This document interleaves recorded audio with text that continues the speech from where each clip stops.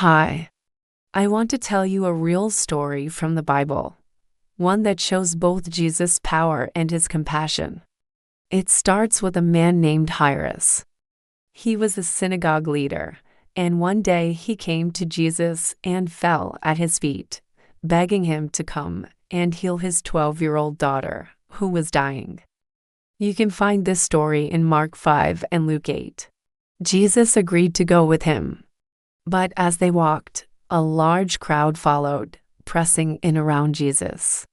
On the way, something incredible happened.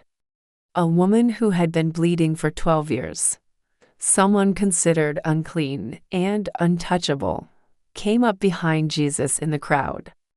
She didn't ask for attention. She just touched his cloak, believing that would be enough to heal her. And it was.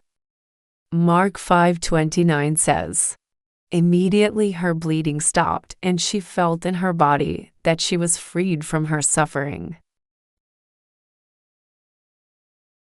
Jesus stopped. He asked, "Who touched me?"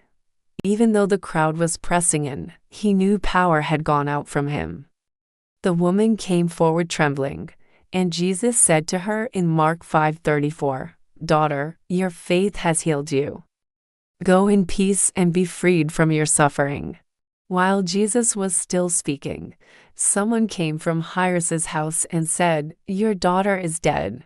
Why bother the teacher anymore?" Mark 5:35. But Jesus didn't turn back. He told Jairus, "Don't be afraid, just believe."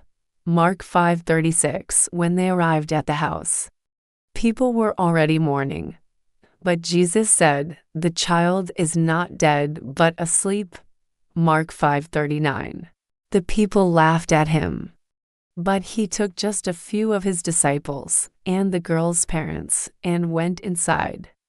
Then Jesus took her by the hand and said, "Talitha koum," which means, "Little girl, I say to you, get up."